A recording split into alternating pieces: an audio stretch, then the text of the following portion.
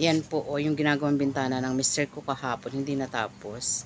Wala pong salamin yung ibaba. Kaya ako po ang nag ano niyang kaninang madaling araw, 2:45. Ako nakatapos. Taas tila na ang ulan.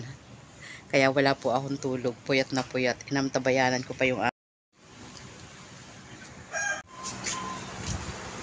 ayan siya oh. Akala ko tulog na. Nakita na yung aking cabinet na walang takip. Ayan siya oh.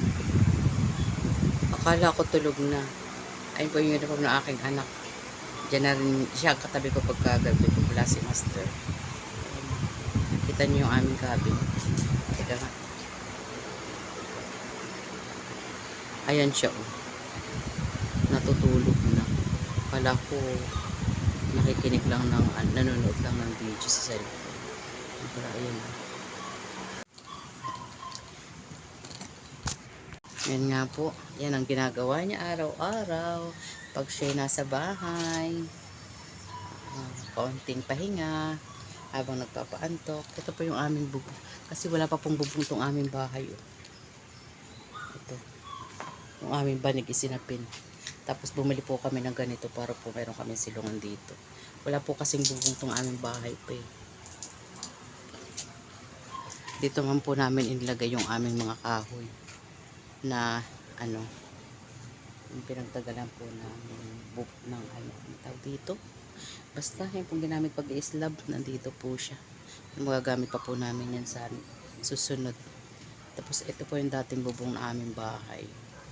Ayan, butas-butas na nga po kaya nakikita po kami po slab. Andito po kami sa aming taas. Pakita ko po sa inyo ang aming paligid. Ayan. Ito po. Ito muna. Dito muna tayo sa aming balanoy. Ito po. Ito po may row by row po itong aming mga halaman. Ito po oh. Hindi ko po alam kung ano yan. Kalamansi daw. Ito naman yung balanoy. Yan, meron din po kaming kasi siya nang pumakalat po dito sa taas kasi nga po ginagawa pa to kaso lang hindi matapos. Ito po yata ay rambutan. Meron din po kaming malunggay. Meron din po dito sa sulok. O yan o. Ang dami po namin malunggay na yun po ay imported. Ito naman po yung aking mga kamote. Diba? Ang tatabo. Ayan, may luya din po dyan. Ayan po, may okra. Ayan po yung aking malunggay. Ay, may kasama pala siyang balanoy din. Ito po yung ginagawa kong ano, yung pampabango po sa aming sinigang na bangus. Ito po siya. Pag malapit na po siyang hanguin, yung isda, yung ulam namin, ilalagay ko na po to. Asahan nyo po ang bango ng sabaw. Ayan, ito po yung aming meron pa rin po pala kami ditong ano ba to?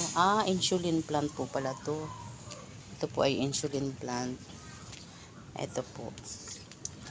Row by row po to. Ayan o. Yan.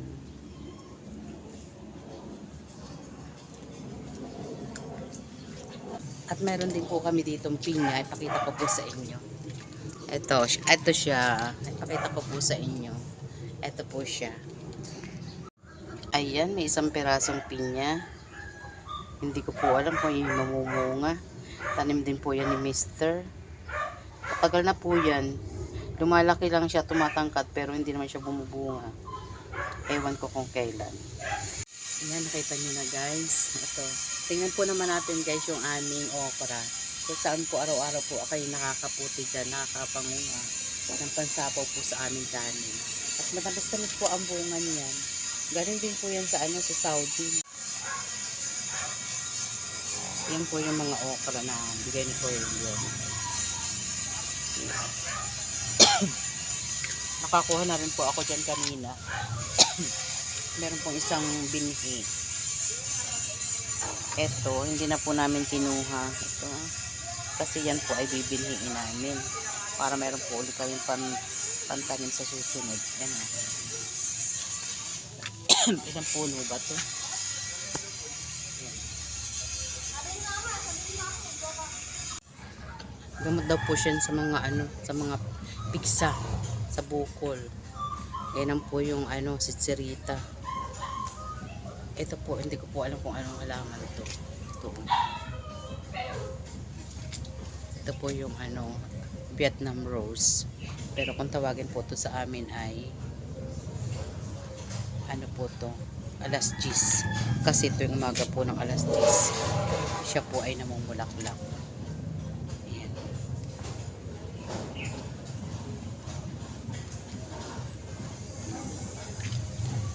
Meron po siyang kulay pink. Meron din po siyang kulay red. Ayan.